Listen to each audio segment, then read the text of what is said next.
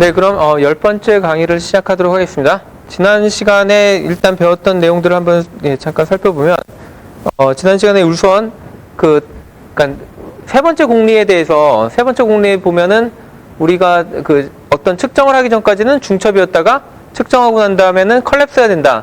그거에 대해서 제가 계속 그 평광 얘기를 가지고 많이 설명을 했는데 그냥 얼핏 생각하면 평광 자체는 왠지 그렇게 설명 안 해도 충분히 고전적으로 설명 가능한데 그거를 어떻게 왜 꼭 퀀텀이라고 봐야 되냐 하는 거에 대한 제가 약간의 의문을 했고 그래서 그거에 대해서 제가 아주 익스트림한 경우를 생각했던 거죠. 그러니까 그러니까 이런 레이저 안에 단일 광자 수준까지 거의 떨어뜨렸을 때 그럼 과연 그 순간에 무슨 일이 일어날까?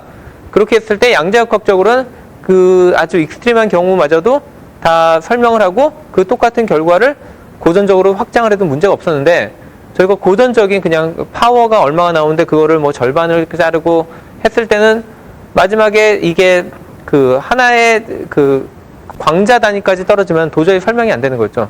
그래서 그런 식의 그러니까 그 단일 광자 수준에서 모든 거를 해석하는 게 제일 정확한 해석이고 나머지는 사실 우리가 경험적으로 뭐 그렇게 그 고전적으로 해석해도 큰 문제가 없었기 때문에 다들 뭐 그런 식으로 그 평광을 해석하고 있겠지만 저도 대부분의 경우에 그렇게 하지만 그렇지만 사실은 그 언더라잉 피직스에서는 그렇게 일어나는 게 아니다라는 걸 강조를 했습니다. 그 다음에 지난 시간에 uncertainty principle에 대해서 잠깐 살펴봤는데 uncertainty principle이 결국에 의미하는 바는 뭐냐면 측정이라는 게 있는데 우리가 어떤 측정 A라는 타입의 측정을 하고 B라는 타입의 측정을 했을 때 A라는 타입에서 뭔가 측정 결과가 나왔잖아요. 그럼 보통은 중간에 측정만 한다고 해서 그 다음에 똑같은 측정을 다시 반복했을 때 다른 값이 나올 거라고 기대하지 않는데 양자역학에서는 그럴 경우도 있고 그렇지 않을 경우도 있다는 거죠. 그래서 제가 두 가지의 다른 측정을 순서를 바꿔서 섞어서 해도 되냐 아니면은 절대로 그런 짓 하면 안 되고 한 가지 측정만 그러니까 그 순서를 완벽하게 지켜야지만 제대로 된 측정이 이루어지냐 그거를 가름하는 건 결국에 누구였냐면 두 개의 오퍼레이터가 순서를 바꿔도 되냐 안 되냐 그 얘기였고요. 근데 뭐 그러니까 이 수업 시간엔 거의 커버를 하지 않지만 일반적인 양자역학 시간에서는 그 똑같은 사항을 뭐로 얘기를 하냐면 우리가 입자가 있는데 입자의 현재 위치를 보통은 우리가 고전적으로는 뭐 지난번에 약간 고전역학에 대해서 잠깐 설명할 때 그때 또 봤듯이 뉴턴 역학에서는 사실은 현재의 위치와 현재 이 입자가 가지고 있는 초기 속도를 알면은 그 다음에는 주변에서 어떤 영향이 있을지를 다 예측할 수 있는 경우에는 얘의 최종 상태까지 다 예측을 할 수 있다고 했죠. 근데 그 똑같은 상황을 양자역학에다 적용하면은 양자역학을 따르는 파티클에 적용하면은 그게 잘 안 되는데 그 문제가 뭐였냐면 보통 불확정성의 원리라고 말하는 우리가 어떤 입자의 현재 위치를 정확하게 알면 알수록 걔의 그 운동량에 대한 정보는 점점점 uncertainty가 늘어난다. 그게 그 보통은 제일 대표적으로 드는 예인데 그게 사실 되게 직관적으로 안 와닿잖아요. 근데 사실 거기서의 핵심은 뭐였냐면 그 양자역학적으로는 위치를 측정하는 측정용 오퍼레이터랑 그 다음에 그 운동량을 측정하는 그 오퍼레이터가 서로 커뮤트하지 않습니다. 그게 사실은 문제의 발단이었고 거기서부터 모든 게 uncertainty principle이 사실 고관계를 가지고 시작했는데 근데 그렇게 설명하면 사실 저도 처음에 볼 때 도저히 그게 왜 그러니까 왜 그런 관점을 가지고 있는지 이해가 안 되고 그랬는데 오히려 이런 식으로 제가 지난 시간에 보여드린 평광의 베이시스의 관점에서 본다면 지금 두 개 커뮤니티하지 않는 거는 이런 애랑 이런 애 섞어서 하는 거고 그거는 직관적으로 다들 이해를 하시잖아요. 왜 걔네들 순서 바꾸면 안 되는지 아니면 처음에 이걸로 측정하고 45도 측정하고 다시 이걸로 측정하면 왜 결과가 안 나오는지 다들 이해하시잖아요. 고전적으로. 그래서 그걸로 일부러 제가 완전히 다른 예로 한번 설명을 드려본 것이고요. 그 다음에 마지막에 이제 정말 본격적으로 퀀텀 비트, 큐빗이라고 보통 줄여서 많이 부르죠. 그래서 큐빗이 무엇이냐 하는 것부터 시작을 해가지고 임의의 양자 상태 아니면 임의의 큐빗 상태는 큐빗 정보는 보통은 이렇게 나타내는 걸로 충분하다. 근데 이거를 우리가 뭔가 시각화를 하고 싶으니까 블락스피어를 사용한다고 했죠. 자, 그리고 그 단일 그 싱글 큐빗일 경우에는 그 보통 일반적인 디지털 회로에서는 디지털 값이 들어올 때 이 하나의 비트에 대해서 어떤 오퍼레이션을 하면 결과가 나오는 보통 그런 그 새로운 그런 게이트는 보통 NOT 게이트 하나밖에 없습니다. NOT 그 인버전 하는 게이트죠. 근데 그거에 비해서 그 퀀텀 비트의 경우에는 아니면 큐빗의 경우에는 하나의 큐빗의 상태를 바꿀 수 있는 무수히 다양한 그런 싱글 큐빗 게이트들이 존재합니다. 그거에 그냥 대표적인 몇 가지 XYZ랑 하다마트 게이트라는 것도 보여드렸죠. 하다마트 게이트는 제가 아까가 아니라 지난 시간에 베이시스를 바꾸는 거랑 거의 유사하다. 그러니까 그 평광에서 본다면 HV 베이시스를 할 거냐, 다이아고널 엔타이 다이아고널 베이시스로 측정할 거냐, 그거를 바꾸는 거랑 하다마트 게이트가 결국은 같은 역할을 한다는 걸 보실 수 있었을 겁니다. 그리고 또 제가 강조했던 게 싱글 큐빅 게이트는, 이거는 싱글 큐빅 게이트에만 해당됩니다. 싱글 큐빅 게이트는 사실은 블락스피어 내에서 로테이션에 해당한다 라는 거를 제가 몇 가지 예로 다 그거에 해당되는 로테이션을 다 찾아서 보여드렸습니다. 자, 오늘은 지금까지 했던 거는 싱글 큐빅 게이트였죠. 근데 이거를 만약 디지털 회로랑 약간 1대1 매칭을 시켜보면은 지금까지 배운 걸로는 충분하지 않다는 게 느껴질 건데, 왜냐면은 디지털 회로에서 제일 중요한 게 NOT 게이트도 중요하지만 AND 게이트 또는 OR 게이트가 있어야지 걔네가 컴플리트한 어떤 셋을 만들고 임의의 디지털 회로를 확장해낼 수 있죠. 그것처럼 양자 회로의 경우에도 싱글 큐빅 게이트만 가지고는 그러니까 뭐 할 수 있는 것들이 되게 제한적입니다. 그래서 2큐빅 게이트를 할 줄 알아야 되는데 2큐빅 게이트에 그래서 이제 문제를 한번 확장해서 생각을 해보도록 하겠습니다. 자, 우리가 뭐를 생각해 보냐면 뭐 이 각각의 큐빗을 광자라고 생각해도 되고, 저는 여기서 지금 그린 거는 오히려 뭐 원자의 에너지 레벨로 그렸죠. 그러니까 원자 하나가 있으면은 그 안에 에너지 레벨이 2개가 있고 우리가 거기에 하나의 에너지 레벨을 0, 다른 거를 1로 레이블링을 하면은 그럼 2레벨 아톰으로 저희가 얘네들을 근사를 시킬 수 있고, 그러면 거기에 전자가 어디에 있냐를 가지고 우리가 큐빗으로 사용할 수 있겠죠. 자, 문제는 AND 게이트 같은 걸 생각해 볼게요. 디지털 회로의 AND 게이트는 입력이 2개가 들어와서 얘네 값이 동시에 1일 때만 출력 결과가 1이 나오고 나머지 경우에는 다 0이 나와야죠. 그러니까 00이라든지 01이라든지 그런 경우를 다 생각해 봐야죠. 그래서 이제는 이게 큐빗에 대해서도 그런 유사한 일들이 벌어져야겠다는 걸 어느 정도 감이 오시죠? 자, 그러면은 재밌는 거는 이제 요거 지금까지 우리는 항상 큐빗 하나의 양자 상태는 힐버트 스페이스의 벡터로 나타낼 수 있다. 그게 계속 배웠던 거고, 근데 이제는 큐빗이 하나 더 나오겠죠? 왜냐면은 두 번째 큐빗, 그러니까 2개의 입력에 대해서 뭔가 연산을 해야 되니까. 그러면은 두 번째 큐빗도 여전히 어떤 힐버트 스페이스 내에, 그러니까 이런 벡터 공간 내에 하나의 벡터로 표현이 가능하겠죠. 그러니까 큐빗 A랑 큐빗 B는 자기만의 힐버트 스페이스를 가지고 있는 겁니다. 그러니까 마치 여기 이 강의실이 스페이스 하나고 저 옆 강의실에 또 다른 스페이스가 하나겠죠. 그러면 현재 이 공간에 있는 벡터의 상태랑 저 옆에 방에 있는 그러니까 큐빗의 벡터의 상태에 따라서 뭔가 출력 결과가 결정이 돼야겠죠. 자, 그래서 양자 회로에서 사용하는 그 2큐빅 게이트도 종류가 되게 많은데 가장 대표적인 회로를 한번 살펴보면은 다음과 같은 일을 하는 회로를 많이 사용합니다. 무슨 얘기냐면 저희가 큐빗이 하나가 있고 A 큐빗이 있고 그 다음에 B 큐빗이 있어요. 그러면 현재 이 큐빗의 값이 만약 0이다. 요거를 제가 0, 요거를 1이라고, 그러니까 요 상태를 1이라고 하고 얘도 마찬가지로 1 스테이트, 여기를 0 스테이트라고 제가 부르면 만약에 A 큐빗의 값이 0이면은 그러면 B 큐빗의 값이 처음에 뭐였는지 상관없이 그대로 전달해주고, 그 다음에 만약에 A 큐빗의 값이 0이 아니라 1일 경우에는 B 큐빗 값을 서로 바꿔줍니다. 그러니까 0이었으면 1로 바꿔주고 1이었으면 0으로 바꿔주는 그런 게이트를 한번 생각해 볼 수 있겠죠. 자, 그러면은 그거에 대한 지금 진리표를 제가 여기다 적었는데요. 예를 들면은 A가 0이면은 인풋 상태입니다.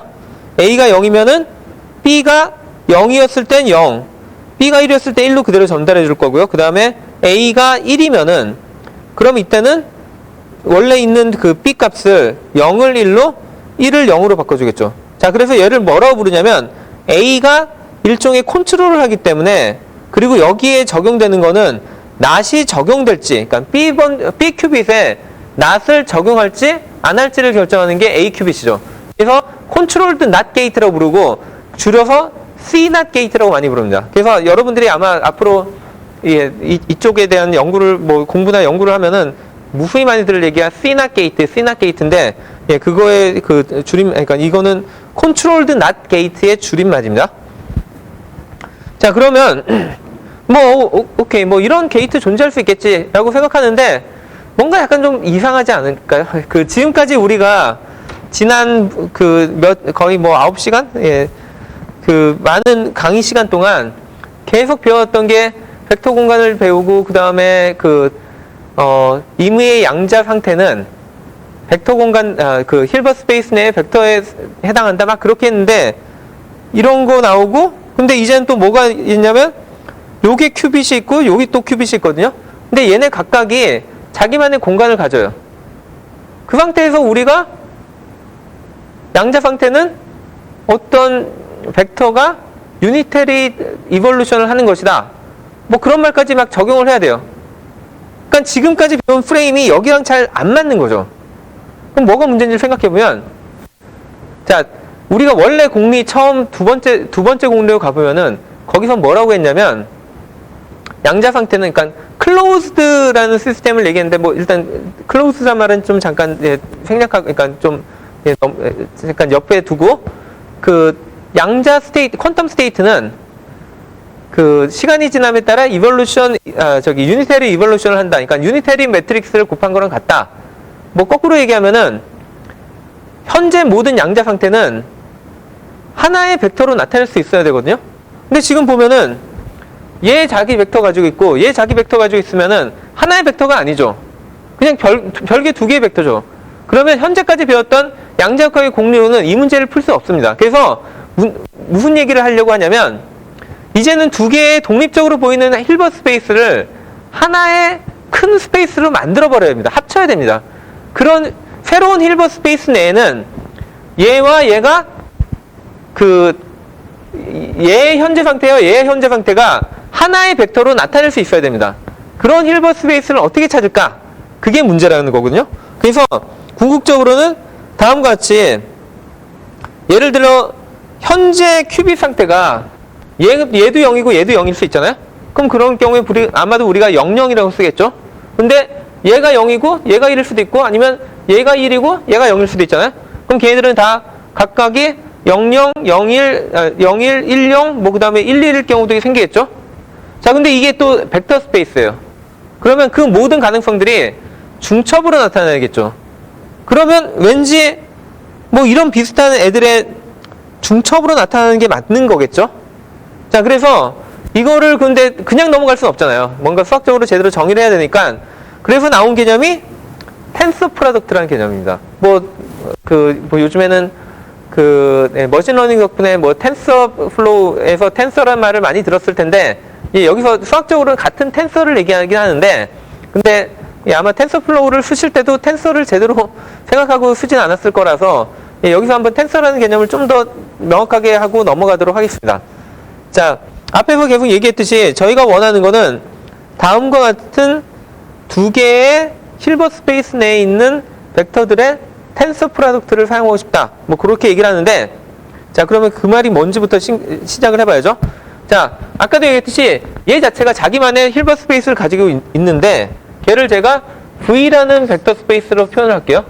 그리고 얘도 자기만의 그 새로운 그 실버 스페이스를 가지고 있기 때문에 제가 걔를 W라는 벡터 스페이스로 표현한다 라고 가정을 하면은, 그럼 이제 얘네 둘이 두 개의 큐빗이 동시에, 그러니까 여기서 말하는 동시라는 거는 그 슈퍼포지션을 얘기하는 동시는 아니고 얘들이 다 포함된 어떤 새로운 실버 스페이스가 나와야겠죠.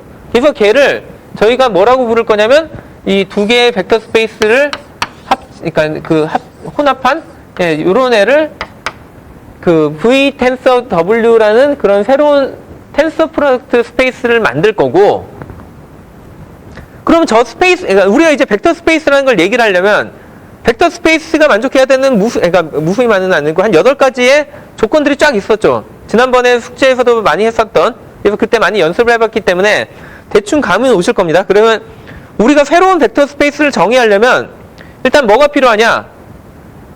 벡터가 당연히 있어야 될 테고, 근데 그 벡터들의 덧셈이라는 게 어떻게 정의해야 될 거냐? 그거에 대해서 정의를 잘 해야겠죠? 그 다음에 벡터들끼리 더했는데 얘가 다시 클로즈드 조건이라는 게 있었죠. 그러니까 벡터끼리 더하면은 얘가 원래 있는 공간에서 벗어나면 안 되죠. 그러니까 예를 들면 이게 제가 그 벡터 공간이, 이 강의실이 벡터 공간이라고 하면은 두 개의 벡터가 있는데 두 개의 벡터를 아무리 더해도 이 강의실에서 벗어나면 안 되죠. 예, 그게 그 벡터 스페이스를 그러니까 벡터 스페이스의 필요한 조건이죠. 벡터 스페이스가 되기 위한. 그래서 그럼 우리가 두 개의 실버 스페이스 내에 뭐 이런 상태들을 나타내는 벡터들이 있는데, 이런 애들을 어떻게 이 안에 새로운 벡터를 정의하고 그 벡터들의 합을 정의할까를 한번 생각해 보자는 거죠.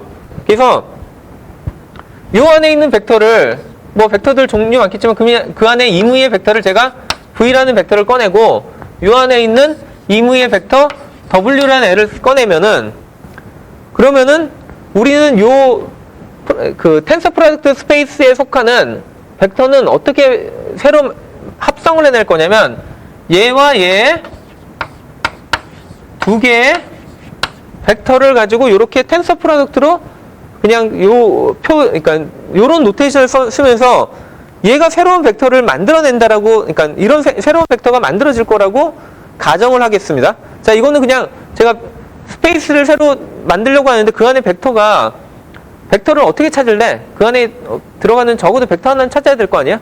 그럼 그 벡터 어떻게 찾을래 했을 때, 여기서 하나 꺼내고 여기서 하나 꺼내서 얘들이 그냥 합성해서 하나 만들자 라고까지는 뭐 할 수 있겠죠. 자, 그런 다음에 그러면 이게 좋은 벡터 스페이스라면 나중에 이 안에 분명히 베이시스도 있어야 될 텐데, 베이시스는 사실 필요 조건이 아니라 뭐 벡터의 성질을 다 만족하면 베이시스라는 건 자연스럽게 정의되는 거였는데, 일단 약간 좀 먼저 뛰어넘어서 이 안에서 쓸만한 제일 좋은 베이시스가 누군지 한번 생각해 보자는 겁니다. 예를 들어 얘가 0, 1, V라는 벡터 스페이스는 얘가 0, 1, 2라는 이런 베이시스를 가지고 있고, 얘는 W는 그냥 우연히 뭐 A, B라는 두 개의 베이시스를 가졌다. 그럼 얘는 2차원짜리 공간이고 얘는 3차원짜리 공간이죠. 그러면 앞으로 우리가 사용할 기본 베이시스는 뭐냐면 얘와 얘의 모든 조합. 다시 얘기하면 0과 A, 그 다음에 0과 B, 그 다음에 1과 A, 그 다음에 1과 B, 뭐 이런 식으로 해서 2에 대해서 쭉 나가겠죠? 그래서 총 6개의 베이시스를 정의를 할 거고요.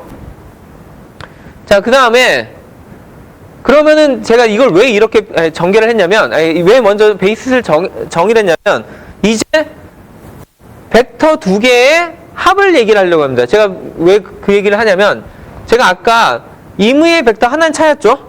자, 그래서 제가 얘를 V1, W1 해가지고 V1, W1 했습니다. 그런 다음에 이 안에 또 다른 뭐 같은 애를 찾을 수도 있고 아니면 이무의 벡터를 또 찾을 수 있겠죠.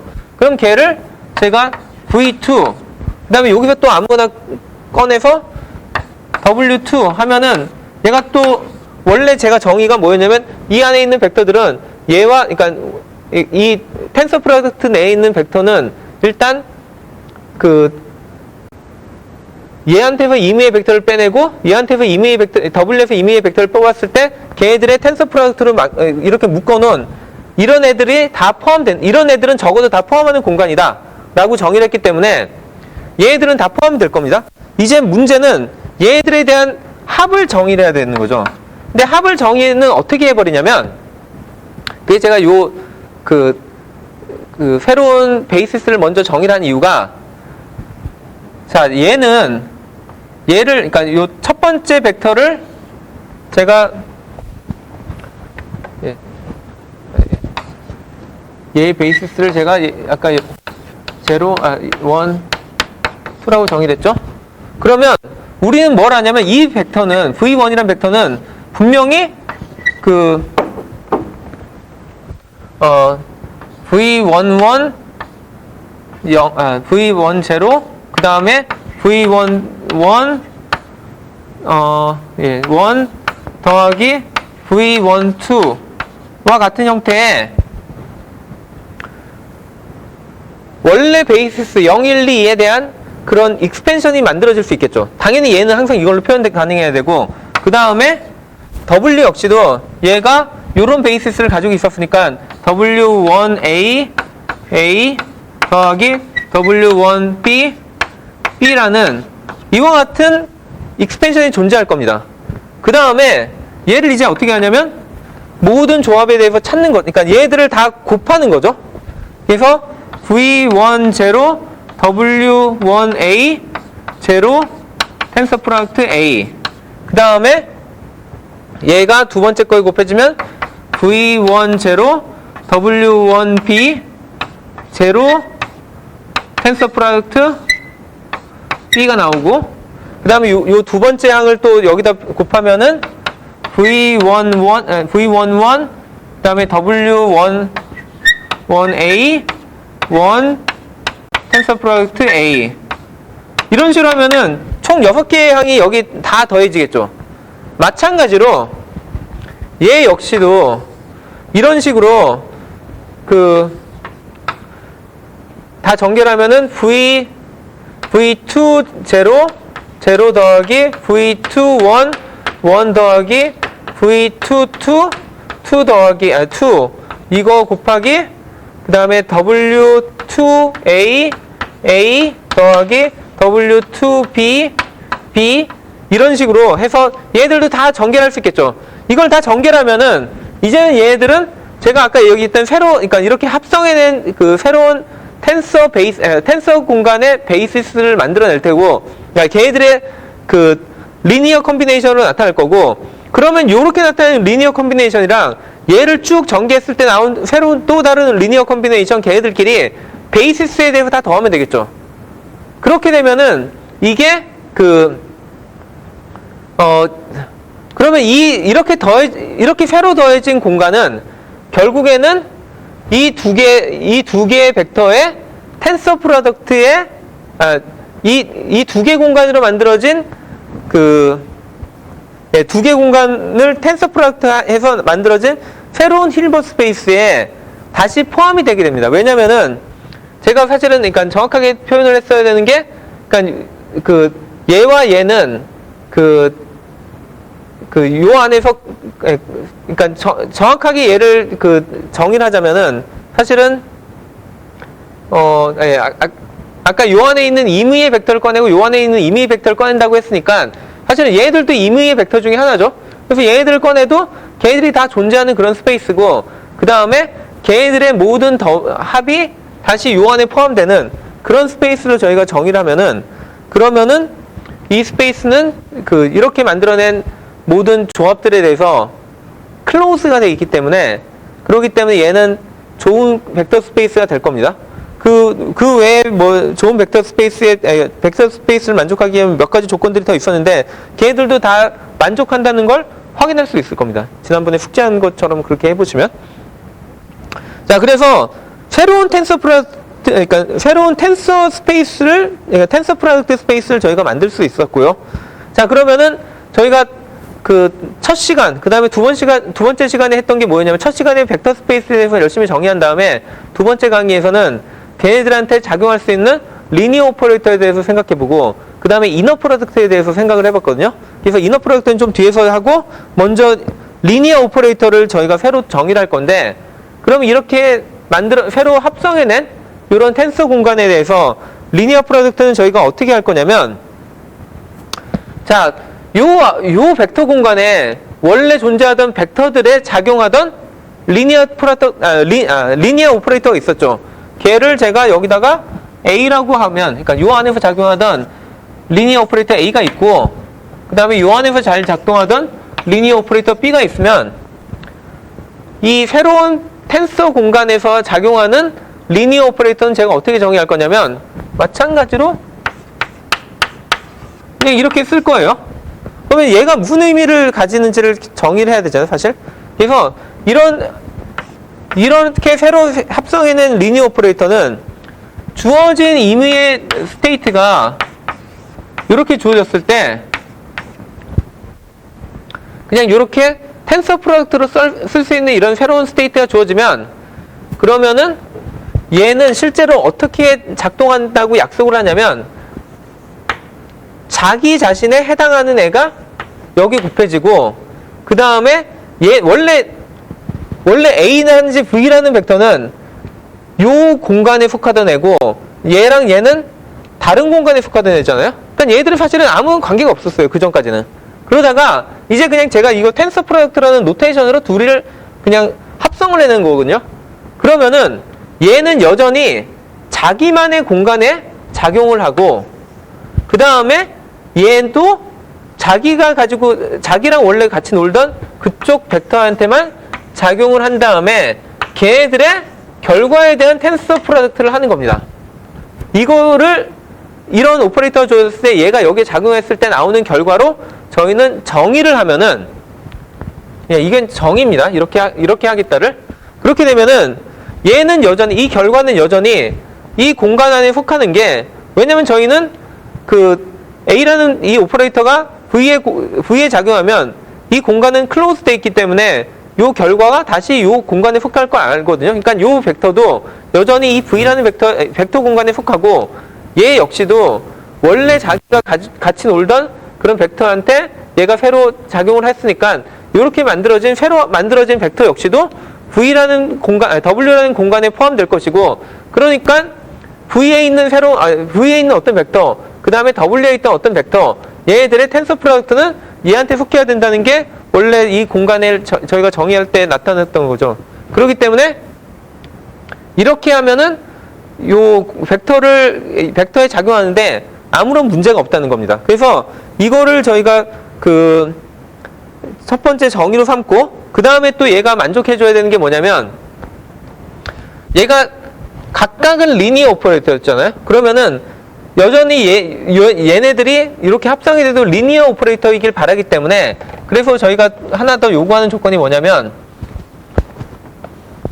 만약에 이 뒤에, 그러니까 얘가 실제로 작용해야 되는 리니어 오퍼레이터, 벡터가 이미 몇 개의 합으로 나타냈다면, 그러니까 얘가 뭐 인덱스가 1부터 n까지가 n이라는 게 큰 의미는 없고요. 예. 그러니까 그냥 한 개의 텐서 프로덕트가 아니라,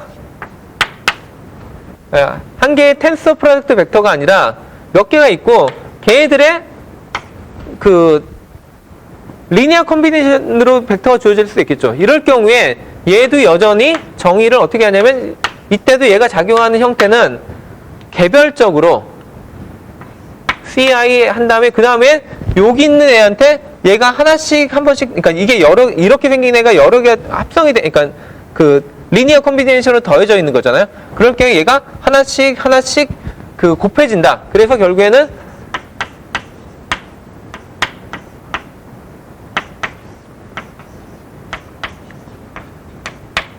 이렇게 된다라고 저희가 텐서 프로덕트, 그러니까 이럴 경우에도 이렇게 되는 걸로 그냥 정의를 해버리는 겁니다. 그러면은 얘는 리니어리티를 만족을 하기 때문에 보통은 리니어리티라는 게 이렇게 리니어 컴비네이션 했을 때 결국에 개별적으로 다 작동한 다음에 마지막에 원래 있던 이 코에피션트만 앞에다 곱해주면은 그 결과가 같아야 된다 그거잖아요. 그렇기 때문에 얘가 리니어리티가 보장이 됩니다. 그래서 얘도 이렇게 정의를 해버리면은 그 좋은 리니어 오퍼레이터가 되고 요 새로운 공간에 대해서 새로 만들어낸 합성해낸 공간에 대해서 자 그런데 뭐 이거는 그냥 노테이션 얘기인데 원래는 이 텐서 프로덕트 관련된 요거를 항상 벡터들 사이에 껴줘야 되거든요. 그리고 이게 어떤 때 제일 도움이 되냐면 저는 얘를 아예 칸막이라고 표현을 하는데 그러니까 지금 같은 경우에는 두 개의 벡터 공간을 합성한 건데 자 이제 큐빗이 두 개일 때 이게 두 개의 텐서 프로덕트가 됐고 세 번째 있으면은 또 다시 여기에 텐서 프로덕트 네 개 있으면 또 텐서 프로덕트 해가지고 사실 요 텐서 프로덕트 이 노테이션이 한마디로 칸막입니다. 그러니까 몇 번째 힐버트 스페이스에서 왔는지를 나타내주는 그 위치를 나타내주는 애거든요. 그렇기 때문에 얘들도 그러니까 오퍼레이터들도 항상 여기에 그 어느 공간에서 왔는지 칸막이가 다 쳐져 있고요. 그래서 그냥 생각을 할 때 어렵게 생각할 필요 없이 그냥 첫 번째 애들끼리 둘이 합성하고 두 번째 칸에서 온 애들끼리 합성하고 세 번째 온 애들끼리 합성하고 네 번째 온 칸에서 온 애들끼리 합성한다. 그렇게 생각하면은 되게 그냥 그 쉽게 생각할 수 있고요.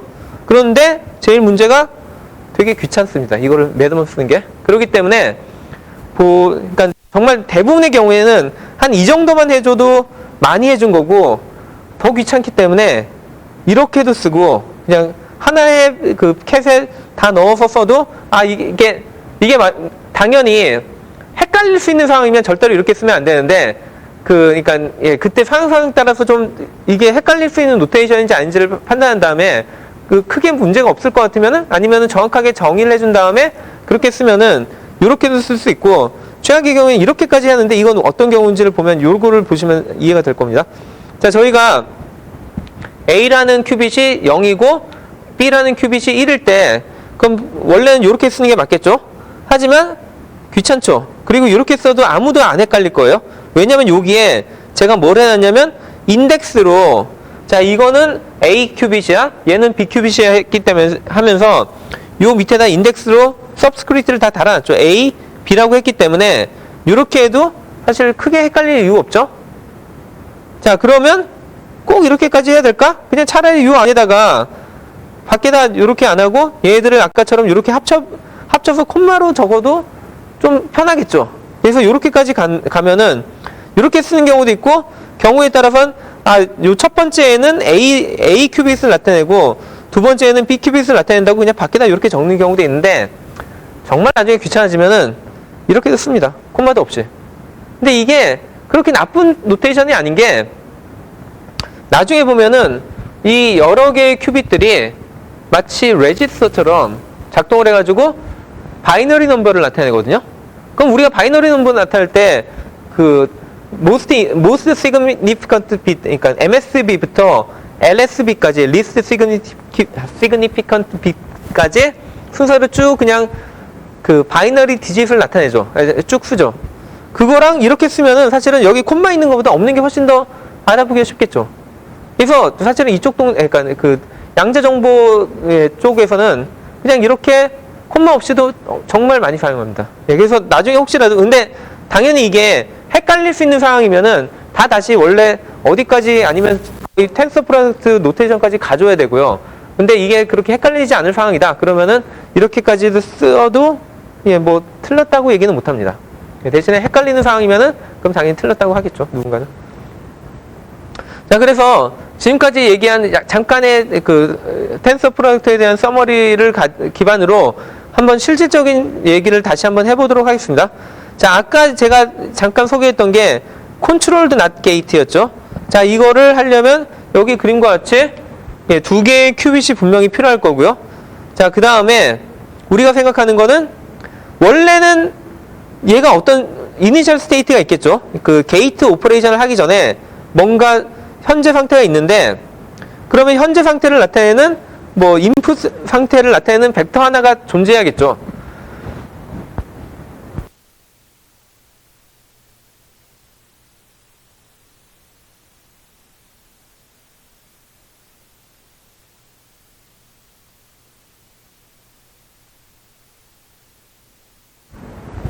자, 그래서 제가 이게 실제로 게이트가 작동하기 전 또는 다르게 얘기하면 유니터리 오퍼레이션이 하기 전에 그때의 상태를 풋사이 인풋이라고 표현을 할 거고요. 그 다음에 이 게이트가 작동하고 난 다음에 출력을 풋사이 아웃풋이라고 표현을 할 겁니다.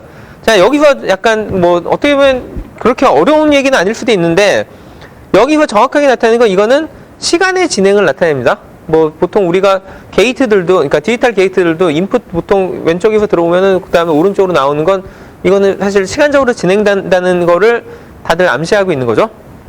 자, 그러면 제일 첫 번째에 해당하는 요 상태를 어떻게 우리가 표현할지를 생각을 해보면, 그러면 얘는 이렇게 표현할 수 있겠죠. 그러니까 인풋 스테이트는 그러니까 제가 여기 인덱스를 컨트롤 큐빗이라고 해서 C라고 붙였고 타겟 큐빗이라고 해서 T라고 붙였는데, 그 컨트롤 큐빗이 0이고 타겟 큐빗이 0인 이런 텐서 프로덕트가 인풋 스테이트가 될 거고요.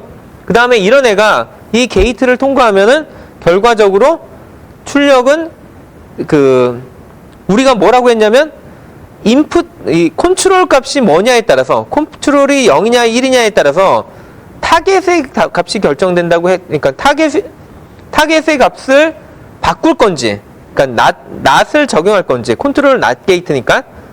예, 그래서 0이면은 낫을 적용하지 않아서 그냥 원래 0이 0으로 오고 1이 1로 온다. 그 다음에 컨트롤이 1일 경우에는 타겟의 값에 낫을 적용한다. 그러니까 0이 1이 되고 1이 0이 되는 그런 상황이 되는 거겠죠? 예. 그리고 이게 정말 또 중요한 것 중에 하나가 디지털 회로랑 얘랑 딱 보면은 뭔가 좀 어색한 게 뭐냐면, 디지털 회로는 인풋 2개 들어오면은 AND 게이트나 OR 게이트는 보통 결과를 뭐 요렇게 해서 하나만 나오죠. 근데 얘는 그게 안 됩니다. 얘는 무조건 두 개의 인풋이 들어오면 2개의 아웃풋이 나와야 됩니다. 그래서 이게 약간 처음에 보면은 그 디지털 논리랑 그 다음에 그 퀀텀 게이트랑 약간 처음에 생각할 때 좀 헷갈리는 부분 중에 하나인데, 이게 왜 그래야 되냐면, 자, 유니터리 오퍼레이션이라는 걸 그러니까 모든 게이트는 당연히 유니터리 오퍼레이터로 나타나야 되죠. 왜냐면 퀀텀 스테이트라는 거는 유니터리 이볼루션에 의해서만 상태가 변할 수 있다고 했고, 게이트라는 건 우리가 인풋 상태를 뭔가 새로운 상태로 바꾸는 게 게이트잖아요. 그렇기 때문에 모든 게이트는 결국엔 유니터리 오퍼레이터로 나타나야 된다는 게 양자역학의 기본 요구 조건인데, 자, 유니터리 오퍼레이션의 특징이 뭐냐면, 유니터리 오퍼레이션은 항상 걔한테 허미션 컨주게이션, 대거를 취하면은, 그러면 얘는 원래 유니터리 오퍼레이션에 뭐가 된다? 유니터리의 그 정의가 뭐냐면, 자기 자신의 대거를 취한 애는 자기 자신이 뭐랑 같다? 역행렬이랑 같다. 그러니까, 예, 뭐 역행렬 아니면 인버스 오퍼레이터라고 불러야겠죠? 예, 자기를 다시 역을 하는 거랑 같다는 얘기죠. 그 얘기는 뭐냐면은, 원래 스테이트가 있는데 유니터리 오퍼레이션을 하고 나면은 원래 스테이트의 정보가 다 물론 원래 스테이트는 완전 다른 애가 되겠지만, 우리는 항상 우리가 방금 전에 했던 오퍼레이션에 역행렬을 구할 수 있고, 아니면 인버스 오퍼레이션을 구할 수 있고, 인버스 오퍼레이션을 거기다 다시 적용하면은 다시 원래 상태가 나와야 된다는 겁니다. 그러니까 뭐 수식으로 굳이 쓰자면, 이게 풋사이 인풋인데 여기다가 U를 하면은 뭔가 새로운 스테이트가 되겠죠? 하지만 여기다가, 그러니까 유니터리 오퍼레이터이기 때문에 우리는 항상 U 대거를 찾을 수 있고, U 대거를 적용한다는 얘기는 얘의 인버스를 적용한 거랑 똑같기 때문에 얘네는 항상 아무것도 안 한 거랑 똑같아서, 뭐 굳이 이렇게 한다면, 자, 제가 이렇게 새로운 스테이트를 만들었다 하더라도 언제든지 제가 마음만 먹으면 제가 요거를 가했잖아요? 요걸 가했기 때문에 얘의 인버스는 얼마인지 찾아낼 수 있거든요. 얘에 대해서 다 알기 때문에. 그래서 얘한테 대해서 얘를 가하면은 항상 뭐가 돼야 된다? 다시 원래 상태가 나와야 된다. 이게 유니터리 오퍼레이터의 성질 중에 하나거든요. 근데 우리가 이걸 그 엔드 게이트를 생각해보면 너무나 명확한 게 엔드 게이트 있어요. 여기에다가 제가 엔드 게이트가 둘 다가 1일 때만 얘가 1이 나오는 거 알죠? 근데 지금 출력 결과가 0이에요. 이 출력 결과 0을 가지고 원래 값이 뭐였는지 알 수 있나요? 모르죠. 왜냐면 원래 값이 00이어도 0이 나오지만 0이어도 0이 나오고 10이어도 0이 나오죠. 그 셋 중에 누군지 모릅니다. 그렇기 때문에 그 일반적인 이런 엔드 게이트나 오어 게이트도 마찬가지예요. 걔들은 리버서블 하지 않습니다. 하지만 유니테리 오퍼레이터는 리버서블 해야 됩니다. 그게 유니테리 오퍼레이터의 그 정의죠. 어떻게 보면은 자기 자신의 허미션 컨주게이션은 곱하면은 항상 이걸 그러니까 얘가 되는 이런 애를 찾을 수 있어야 되는 게 유니테리 오퍼레이터. 아니 뭐 그냥 찾을 수 있는 게 아니라 그냥 자기 자신한테 그냥 허미션 컨주게이션 취해주면 되죠. 예, 그러면은 뭐 쉽게 인버스를 구할 수 있고, 예, 그래서 걔가 항상 다시 원래 상태로 돌려줄 수 있어야 됩니다. 자, 그렇기 때문에 이거를 생각해 본다면 지금 여기 나오는 결과도 만약에 우리가 이게 두 개가 합성해 가지고 타겟 결과만 출력 결과에 나오고 원래 컨트롤 결과는 여기에 보관이 안 된다면 그 타겟 결과만으로 원래 인풋이 무엇이었는지 찾을 수 있나요? 못하죠. 그렇기 때문에 이런 양자회로에서는 큐빗이 중간에 사라지거나 개수가 줄어들지 않습니다. 항상 만약 2개의 큐빗이 들어왔으면 출력이 항상 2개의 큐빗이 나옵니다. 만약 입력에 5개의 큐빗이 들어왔으면 최종 결과에도 5개의 큐빗이 나와야 됩니다. 예, 그게 그거를 다르게 생각한다면, 여기 원자 하나 있었는데, 그리고 여기도 원자 하나 있었거든요? 그리고 여기다가 게이트 오퍼레이션 한다는 거는 얘를 시간상으로 여기다 무슨 조작을 한 거예요. 그렇다고 해서 큐빗이 날아가나요? 그러지 않죠. 그러니까 이게 완벽하게 그 전자회로 같은 거랑 1대1로 매칭을 시키면은 문제가 생깁니다. 그래서 양자회로는 그 자체의 회로가 있는데, 근데 나중에 보면은 기존의 전자회로에서 하는 일도 모두 다 양자회로로 표현 가능하다, 뭐 그런 게 있기 때문에 그거는 좀 뒤에서 다시 얘기를 하도록 하고요. 그래서 뭐 실망할 건 아닌데 일단 다르다. 그거는 확실하게 인지를 해야 됩니다. 자, 그래서 방금 전에 얘기했듯이 다시 요 상태에 대해서 한번 다시 돌아가 보면은 우리가 입력이 00일 때 그때 출력도 00이길 바라는데 그 상태를 지금 제가 새로 도입한 텐서 프로덕트를 이용해서 활용하면은 이렇게 쓸 수 있다는 거죠. 자, 그 다음에 요 경우에 대해서도 저희가 똑같이 이렇게 입력 스테이트, 출력 스테이트 쭉 쓸 수 있죠. 자, 그러면 여기까지는 뭐 왜 굳이 우리가 이런 벡터 스페이스 할 게 아니라 뭐 기존 디지털 회로도 이런 거 충분히 구현할 수 있는데 그냥 디지털 회로로 하지 뭐하러 이렇게 하냐 생각할 수 있는데 이제 여기서 차이점이 나옵니다. 자, 입력이 꼭 이거 4개 중에 하나만 돼야 되는 건 아니죠. 만약에 입력 큐빗이 얘는 중첩이고 얘는 중첩이 아닐 수도 있겠죠. 그래서 예를 들어 얘가 0 상태에 있었고 컨트롤은 0과 1의 중첩으로 들어왔다. 그럼 얘는 어떻게 될 것이냐? 결과를 예측하려면 일단 얘네들을 우리가 잘 알고 있는 각각의 다른 상태들 00과 10으로 분해를 할 수가 있겠죠. 왜냐면 얘네들을 곱하면은 하나씩 여기 분배가 되니까 그러면 00 더하기 10의 상태가 나오고요. 이거 각각이 나왔다면 우리는 알고 있는 게 얘가 해줘야 되는 거는 유니터리 이발루션이거든요. 그렇기 때문에 유니터리는 리니어해야 되기 때문에 원래 개별적으로 00이 나오고 10이 111 나오는 거를 예전에 이미 알고 있다면 그러면 결과는 얘들의 중첩으로 그대로 나타나야 된다는 겁니다. 제가 중첩을 얘기를 했는지 기억이 안 나서 중첩이라는 게 보통 리니어 벡터 스페이스에서의 리니어 컴비네이션 또는 1차 결합을 다른 표현으로는 보통 우리가 중첩이라고 부르죠. 너무 늦은 시간에 이제 그 얘기를 하는 것 같기도 한데, 예, 혹시라도 안 했던 것 같아가지고, 예, 여기서 얘기를 하겠습니다. 예, 그래서 이게 결국에는 중첩으로 나타난다라는 거를 보실 수 있을 겁니다. 자, 그러면, 예, 뭐, 게이트 오퍼레이션이 왜 리니어 해야 되냐는 거는, 뭐, 얘가 유니셀이기 때문에, 예, 라고 얘기하면 되겠죠. 자, 뭐, 예. 그 다음에, 완전히 좀, 예, 또 다른 예로, 한번 이런 경우를 생각해 보겠습니다. 자, 아까, 예, 지난 시간에, 하다마드 게이트는 싱글 큐빗에 대해서 적용된다라는 걸 배우셨죠? 자, 여기 A라는 큐빗이 있고, 그 A라는 큐빗에 하다마드 게이트 적용하면 그냥 새로운 스테이트가 나오겠죠? B라는 큐빗이 있는데 얘한테도 하다마드 게이트 적용하는 건 아무런 문제가 없죠? 왜냐면 얘가 원 큐빗 게이트니까.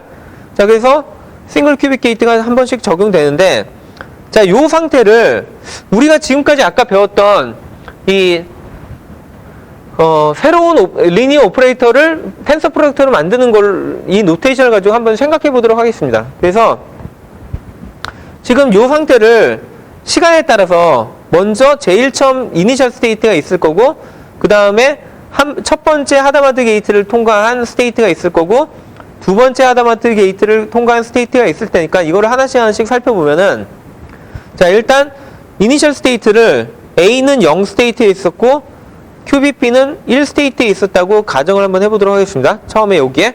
그러면은, 예, 여기 스테이트는 이렇게 나타나죠? 그러면은, 첫 번째 A라는 큐빗에 대해서만 하다마드 게이트가 작동하고, 얘한테 작동하지 않는 그, 리니어 오퍼레이터를 어떻게 만들면 될까요? 그렇게 어렵지 않은 게, 지금 아까 얘기했듯이, 이렇게 텐서 프로젝터로 찾아내면 된다고 했죠? 그래서,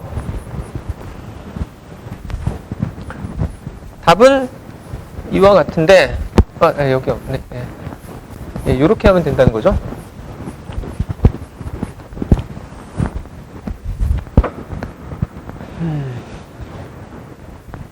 자, 무슨 얘기냐면, 제가 하고 싶은 거는 얘한테 하다마드 게이트를 작동을 시키고 얘한테는 아무것도 안 하고 싶어요. 그 얘기는 지금 하고 싶은 게 첫 번째 큐빗에 대해서는 하다마드 게이트를 하고 싶고, 두 번째 큐빗에 대해서는 아무것도 안 한다. 결국에는 아이덴티티 오퍼레이터죠. 이런 애를 여기에 0, 1 이렇게 해주겠다는 거죠. 예. 그러면은 우리가 앞에서 배웠던 그 룰에 의해서 얘는 첫 번째, 그러니까 이게 벽이라고 생각하라고 했죠. 그러니까 칸막이라고 생각하면은 첫 번째 칸은 첫 번째 칸에 적용되니까 이렇게 될 거고요. 그 다음에 두 번째 칸은 두 번째 칸에 적용되는데, 예, 뭐, 아이덴티티 오퍼레이터가 1에 적용된다. 뭐, 이렇게 보시면 되죠. 자, 이러면은, 결국에는 우리는 하다마드 게이트를, 그러니까 0에다가 하다마드 게이트를 적용하면 얘는 0 더하기 1이 된다는 거는, 예, 지난 시간에 했죠. 그래서 요렇게 적어주면 되고, 얘한테 하면은 얘는 그냥 1이 되는 거죠. 자, 그래서, 예, 요렇게 결과가 나올 거고, 그럼 이제 요 상태에다가 대고, 두 번째는 뭐냐면, B 큐빗에다가 하다마드를 해야 되니까, 이제 여기다가 다시, 저 결과에다가 다시 여기다 해줘야 되는 게, A라는 큐빗에 대해서는 아무것도 안 하고, B라는 큐빗에 대해서만 하다마드를 한다. 이렇게 하는 거죠. 예, 제가 여기다가 뭐 인덱스를 이렇게 써줘도 되는데 사실은 안 써줘도 상관없는 게 이 칸막이가 잘 돼 있잖아요. 그러니까 뭐 그거는 그냥 좀 클리어하게 하고 싶으면 이렇게 하는 거고, 그래서 저기 있는 거를 쭉 가져오면은 뭐 될 테고 이렇게 될 거고요. 그러면은 얘가 얘한테 하면 아무것도 안 하니까 그냥 다시 이 상태가 나올 거고, 그 다음에 H가 하다마드 게이트가 1에 작동하면 얼마가 되냐면 얘는 그냥 0, 마이너스 1이 되는 거죠. 이게 하다마드 게이트니까. 예, 그래서, 예, 요거를 해주면은, 제가 여기다 이거 실수로, 예, 마이너스를 썼어야 되는데, 잘못했네요. 예. 그래서, 예. 그리고 또 다른 방법은, 사실은 요런 경우에는 굳이 얘를 A한테 먼저 하고 B한테 나중에 하고 할 필요가 없거든요. 왜냐면 시간상으로 봐도 그냥 동시에 병렬적으로 적용해야 되잖아요. 그래서 또 다른 옵션은 그냥 얘들을 그냥 합쳐서 이렇게 쓰는 겁니다. 근데 이렇게 썼다 하더라도 아까랑 마찬가지로 첫 번째에는 칸막이로 생각해서 첫 번째 칸은 첫 번째 칸에, 두 번째 칸은 두 번째 칸에 각자 자기에 해당되는 칸에 적용하면 끝이죠. 그래서 이렇게 되면 이렇게 나올 겁니다. 예, 여기는 제대로 썼네요. 예, 여기만 틀렸네요. 예, 그러면은 이제 이거를 약간 또 다른 관점에서 한번 볼 수 있는 게 사실은 처음에 텐서 프로덕트 보면 되게 헷갈리거든요. 예, 저도 뭐 예, 이런 식으로 보면은 헷갈리는데 또 다르게 보는 방법이 아예 원래 매트릭스로 나타내는 방법이 있었잖아요. 그 각각의 스페이스에 대해서. 그러면 이게 매트릭스로 나타내면은 어떤 거에 해당되냐라고 생각해보면 어쩌면 이미 크로네커 프로덕트라는 거를 배웠을 것 같기도 하거든요. 그 선형대수 책에 따라서는 설명을 하기도 하고 안 하기도 하는데 크로네커 프로덕트에 해당하는 게 텐서 프로덕트의 매트릭스 레프레젠테이션입니다. 무슨 얘기냐면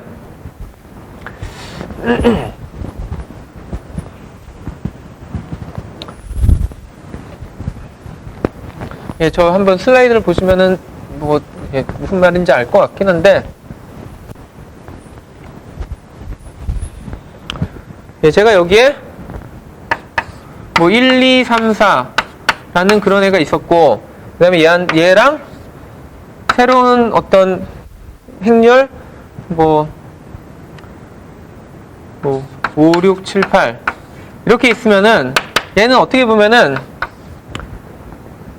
첫 번째 원소 그러니까 얘를 다시 그러니까 이걸 아예 이렇게 한 다음에 1 곱하기 5, 6, 7, 8 그 다음에 2 곱하기 5, 6, 7, 8 그러니까 이게 블락으로 만들어진 행렬이라고 생각하시면 예, 아마 생각하기 쉽겠죠. 뭐 이런 식으로 해서 얘네들이 쭉 될 테고 그러면 사실은 요거는 1 곱하기 5니까 그러니까 이게 이제는 사실 4x4 매트릭스고요.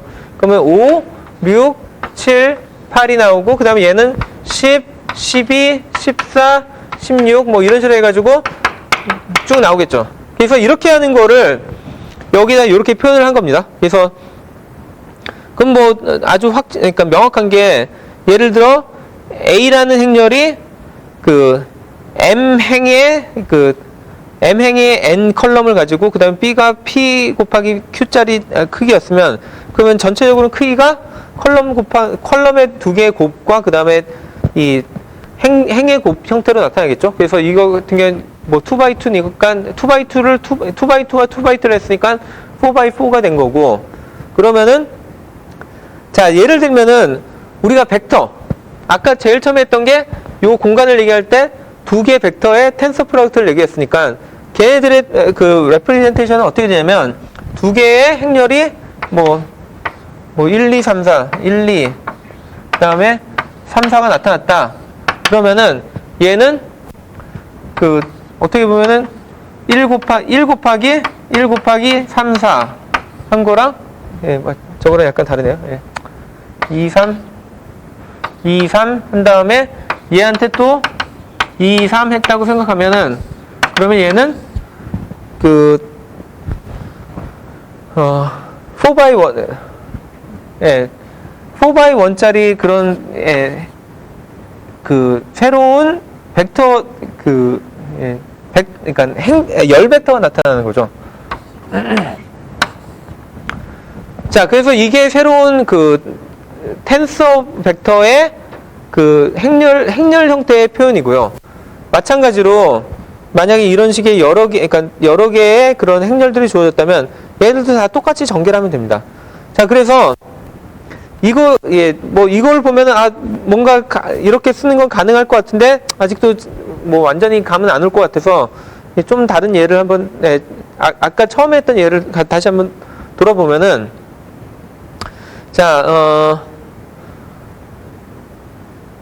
우리가 그 컨트롤드 낫에 대해서 좀만 더 다시 한번 살펴보면은 컨트롤드 낫은 사실은 얘는 그 약간 그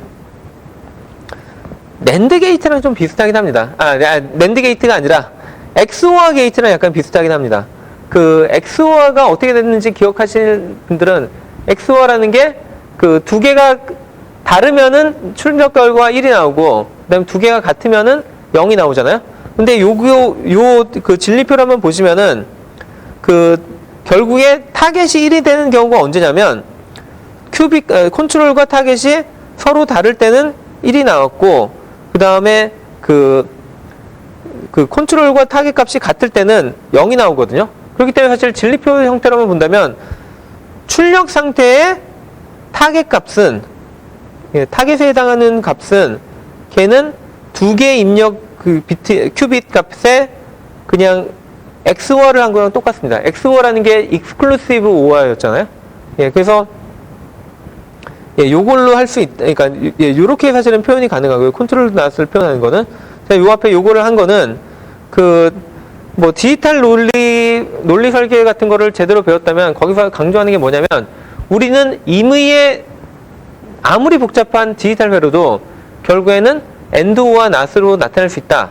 그거였고 그 다음에 두 번째로 드모르간 법칙을 사용하면 사실은 AND 또는 OR는 나머지 NOT과 그 다음에 그러니까 OR는 NOT과 AND를 조합하면은 그러면은 약간 인버스가 NOT이 앞뒤에 붙은 그런 형태의 OR 게이트를 만들 수 있기 때문에 사실은 NOT과 OR 또는 AND 둘 중에 하나만 있으면은 그러니까 두 개만 있어도 걔네들은 미니멈으로 충분히 임의의 디지털을 만들 수 있다는 거였고 거기서 한 발 더 나가서 NAND 게이트 또는 NOR 게이트 하나만 있으면은 NAND 게이트 하나만으로도 NOT을 만들 수도 있고 그 다음에 AND도 만들 수 있기 때문에 그거 하나만으로도 유니버설하다는 얘기를 아마 배웠을 겁니다. 그래서 사실 양자회로에서도 유니버설 게이트를 따집니다.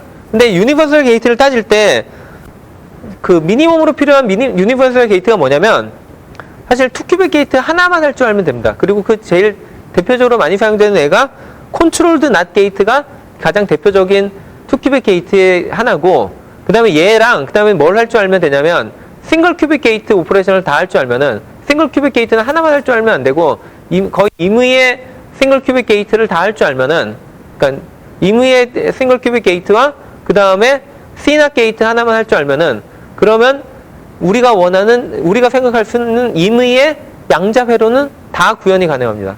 그래서 사실은 이 CNOT 게이트가 되게 중요한 위치를 차지하고 있고요. 근데 클래시컬에서도 꼭 NAND만 필요한 게 아니라 NAND 또는 NOR 둘 중에 하나만 할 줄 알면 되듯이 아니면 아까 얘기했듯이 NOT 게이트랑 AND 아니면은 NOT 게이트랑 OR 둘 중에 하나만 해도 충분히 유니버설이 되듯이 아까 얘기했던 퀀텀 회로의 유니버설 셋은 꼭 CNOT이 들어가야 되는 건 아니고요. CNOT 말고 뭐 다른 종류의 2큐빗 오퍼레이터가 다 들어가도 됩니다. 걔들이 다 이퀴벌런트하다는 걸 다 증명할 수 있기 때문에 그래서 그 중에 하나만 할 줄 알면 된다라는 게 일단 핵심이고요. 그 다음에 그거의 대표적인 게 컨트롤 낫인데 근데 여기서 또 주의해야 될 것 중에 하나는 아까 얘가 XOR에 잠깐 해당되듯이 예를 들면 XOR는 얘 자체가 보통은 완전히 유니버설하지 않습니다. 그러니까 클래시컬에서도 NAND 하나 또는 NOR 하나만 가지고는 나머지 다 만들 수 있는데 XOR 하나만 가지고는 나머지는 못 만듭니다. 그래서 얘가 약간 유니버설이 아니듯이 컨트롤도 낫도 사실은 약간 유니버설은 아니고 얘 혼자만으로는 유니버설이 안 되고요.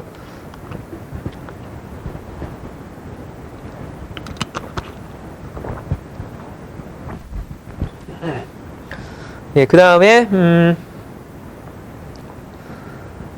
자, 그 다음에 얘가 진짜로 유니텔인지 그거는 밑에서 다시 한번 확인해 보도록 하고 아까도 강조했듯이 유니터리 게이트는 거꾸로 얘기하면 인버터블하다는 거랑 같은 얘기입니다. 그래서 우리가 양자회로를 막 만들 때 다양한 게이트를 사용하는데 그때 제일 먼저 확인해야 되는 것 중에 하나가 얘가 인버터블하냐 아니면 다른 말로 하면 얘가 유니텔이냐 그거를 항상 확인을 해줘야 됩니다. 자, 그리고 제가 여기서 지금 나타내는 건 뭐냐면 CNOT 게이트를 저희가 방금 전에 배웠던 이런 리니어 오퍼레이터의 텐서 프로덕트 형태로 나타낼 수 있느냐를 그러니까 지금 고민하고 있는데, 자, 제가 주장하는 건 결국엔 뭐냐면, 그리고 지난 시간에 봤듯이, X 게이트는 일종의 클래시컬에 보면 낫 게이트랑 비슷하죠. 그렇기 때문에 얘가 아까 그 CNOT 게이트를 어떻게도 표현할 수 있냐면 A, 큐빗 A가 0일 때는 그냥 아이덴티티를 적용하고 B에다가 A가 1일 때는 그때는 B에다가 X 게이트를 적용하는 거를 이거를 저희가 CNOT 게이트라고 말해도 똑같은 얘기가 되겠죠? 자, 그러면 저런 거를 어떻게 할 수 있는지를 생각해 보면 그러니까 저런 상태를 어떻게 표현할 수 있는지를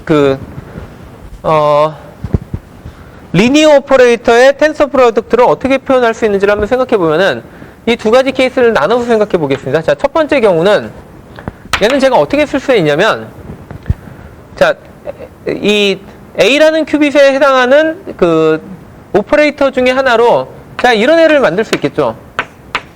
자, 이거는 그러니까 A라는 큐빗에, 그러니까 얘가 있는 힐버트 스페이스에서 작동할 수 있는 아주 좋은 형태의 오퍼레이터죠. 그리고 얘가 만족될 때, 그러니까 실제로 여기다가 제가 어떤 A 큐빗을 적용하면은 얘가 살아남으려고 하면 얘는 0이 있어야 되는 거죠. 그래서 얘가 0일 때 그때 B한테 해줘야 되는 일이 뭐냐면 B를 건드리지 않는 겁니다. 그러면 얘는 이게 되겠죠? 자, 그런데 요 경우에는 뭐냐면 A 큐빗이 1일 때 얘는 뭘 해줘야 되냐면 B를 플립을 해줘야 되죠. 자, 그래서 이때는 X, B를 해주면 되겠죠. 자, 다행히 요런 경우랑 요런 경우가 오버랩이 없기 때문에 그래서 결국에는 CNOT 게이트는 다르게 표현하면은 그냥 이렇게도 표현할 수 있다는 겁니다.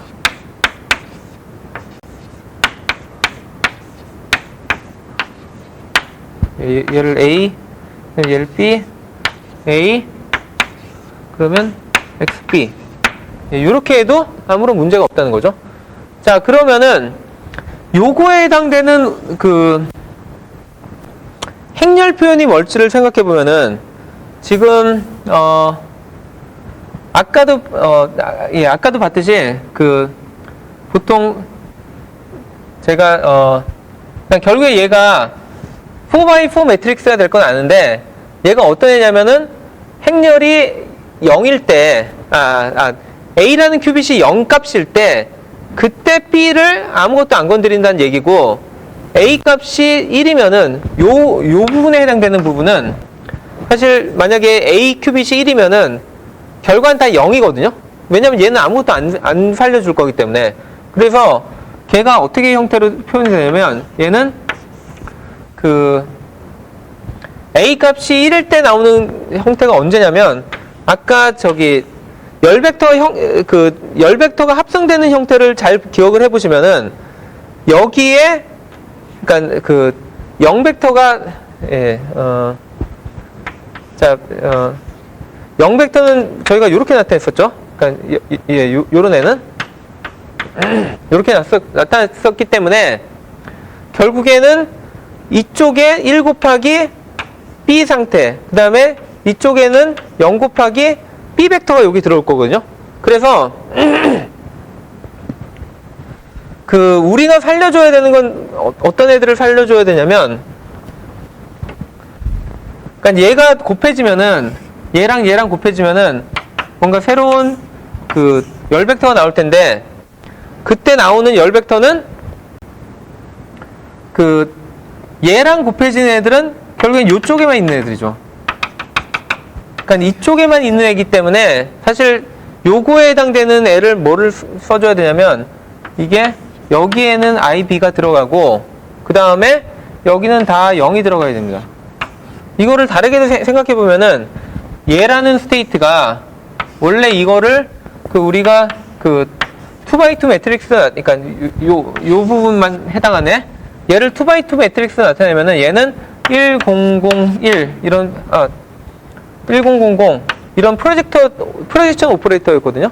그렇기 때문에 얘한테다가 IB를 텐서 프로덕트 하면은 결국엔 여기다 하나씩 다 곱한 거가 되겠죠. 근데 결국엔 형태는 이렇게 될 테고, 그리고 요거 자체가 결국엔 따져보면 얘는 1이 되는 거죠.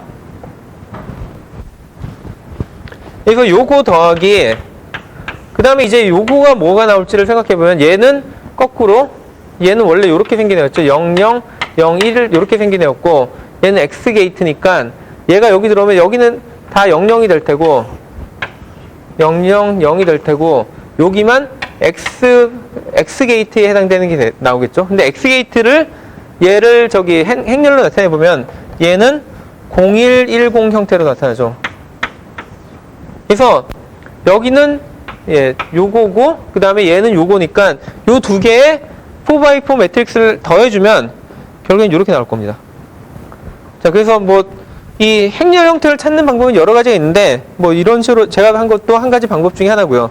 자, 그 다음에 저희가 요렇게 나타내면은 물론 요 행렬 형태를 봐도 얘의 그 허미션 컨주게이션을 그러니까 구해보면은 그러면은 얘는 그냥 자기 자신 그러니까 허미션 컨주게이션이 결국에는 그 행렬에 트랜스포즈 한 다음에 컴플렉스 컨주게이션 취하는 건데 얘는 어차피 다 리얼 넘버니까 컴플렉스 컨주게이션 전혀 의미가 없고 트랜스포즈한 결과가 될 텐데 결국엔 같은 형태가 되겠죠. 그래서 같은 거 곱하면은 뭐 얘가 예, 자기 자신과 같은 애 곱하면은 그럼 다시 이게 아이덴티티 오퍼레이터가 된다. 그거 확인할 수 있는데 또 다른 방법은 여기서 직접 하는 겁니다. 여기다 대고 직접 그 얘가 유니테리인지 아닌지 확인하는 방법은 이거 전체에다가 그 허미션 컨주게이션을 하면은 그럼 허미션 컨주게이션은 얘한테 먼저 얘 따로 적용되고 얘 따로 적용되겠죠. 그리고 다시 허미션 컨주게이션은 각각의 공간에 대해서 다시 적용되기 때문에 얘에 대해서 허미션 컨주게이션 하면은 다시 0, A, 0이 나올 거고 그 다음에 얘한테 허미션 컨주게이션 해봤자 다시 자기가 나올 거고요. 그 다음에 얘한테 허미션 컨주게이션 해봤자 또 다시 자기 자신이 나올 거고 마지막으로 얘한테 허미션 컨주게이션 해봤자 요렇게 생긴 애잖아요. 얘 허미션 컨주게이션 해봤자 결국엔 다시 자기 자신이 나올 겁니다. 자, 그래서 원래 아까 같은 결론이긴 하지만 원래 그러니까 요거에 대해서 허미션 컨주게이션 하면 원래 자기 자신이 나오고 그럼 다시 얘랑 요 오퍼레이터 두 개를 그 곱을 해보면은 자, 이때도 곱 역시도 같은 쪽에 있는 애들끼리 곱해져야겠죠. 그래서 얘랑 얘가 곱해지면은 그럼 다시 0, 0이 나오고 얘랑 얘가 곱해지면 다시 여기 나올 거고요. 그 다음에 요 항이랑 곱하면은 0과 1이 만나기 때문에 어차피 다 사라질 거고 마찬가지로 얘랑 곱해져도 사라질 거고 그 다음에 마지막에 얘랑 곱해지면은 그러니까 얘들끼리 곱해서 1이 나오고 XX 곱하면은 얘는 아이덴티티가 나오겠죠. 그렇기 때문에 만약에 요거랑 그 다음에 요거 두 개를 곱하면은 그럼 결국에 나오는 거는 00 아이덴티티 더하기 11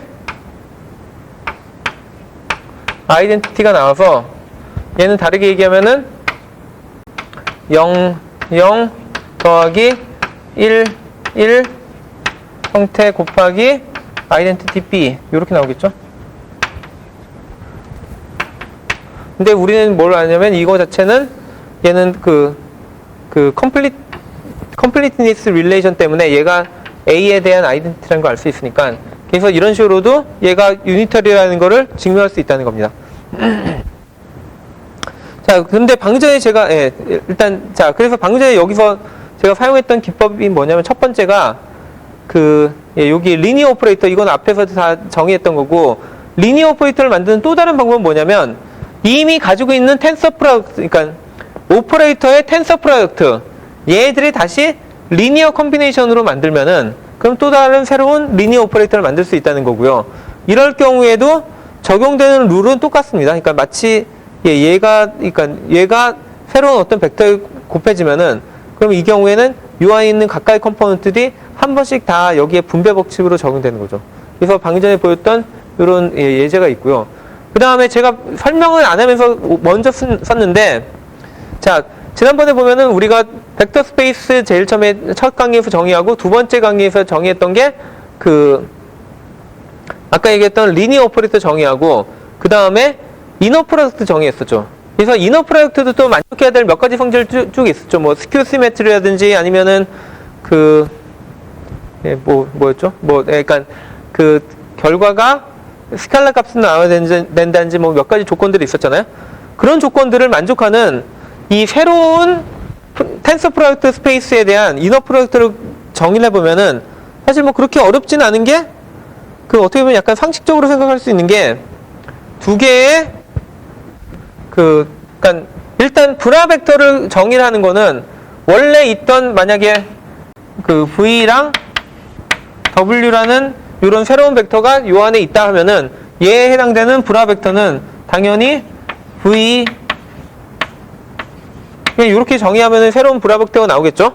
그 다음에 그럼 얘랑 뭐 그러니까 이게 그러면은 그 얘에 해당되는 애가 아니라 새로운 브라 벡터고 그 다음에 이거랑 또 다른 그 텐서 프로덕트 벡터가 나왔다. 그럼 얘들에 대한 그 이너 프로덕트 어떻게 정의할 거냐? 뭐 약간 직관적으로 보이시듯이 앞에 있는 애들은 그러니까 칸막이라고 생각하고 앞에 칸은 앞에 칸끼리, 뒤에 칸은 뒤에 칸끼리 곱한 다음에 그러니까 걔네들끼리 한 다음에 걔네들의 총 그 곱을 그 이너 프로덕트로 정의하면 되겠죠.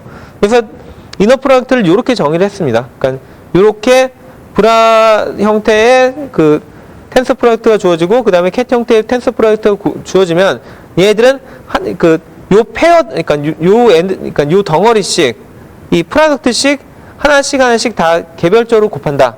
이거를 텐서 프로덕트로 정의하면 이너 프로덕트로 정의하면은 그러면은 텐서 프로덕트에 대한 이너 프로덕트로 정의하면은 그러면 아주 잘 정의된 이너 프로덕트도 되고 그 다음에 제가 방금 전에도 사실 먼저 설명하지 않고 먼저 사용했죠. 그러니까 얘랑 얘를 곱할 때 얘와 얘를 하면은 여기서 이너 프로덕트 따로 됐었죠.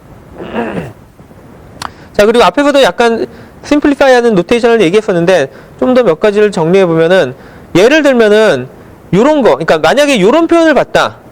자, 얘는 뭐에 해당되냐면 요 같은 모양의 벡터를 두 개를 텐서 프로덕트 한 거라고 보시면 되고 K번 이렇게 했다면 이렇게 쓰면 되는 거고 이게 벡터뿐만 아니라 리니어 오퍼레이터들도 두 번 이렇게 했다고 하면은 아까 제가 예제로 했던 게 얘한테 대해서 하다마다 하고 얘한테 대해서도 또 하다마다 하는 거였죠. 아까는 처음에 이렇게 했지만 사실 같은 시간에 해도 상관없죠. 이런 거를 나타내는 한 가지 쉬운 방법이 H 하고 난 다음에 걔의 지수승처럼 해가지고 여기다가 몇 개의 큐빗에다가 하다마다를 적용할 거냐를 이렇게 보통 표현하기도 합니다. 예, 그 다음에 이렇게 그냥 간략하게 쓰는 건 앞에서 잠깐 얘기했으니까 얘는 생략하도록 하겠습니다. 예, 넘어가도록 하겠습니다. 자, 그 다음에 시간이 약간 좀 다 되긴 했는데 그래도 예, 요것만 잠깐 좀 얘기를 해보면은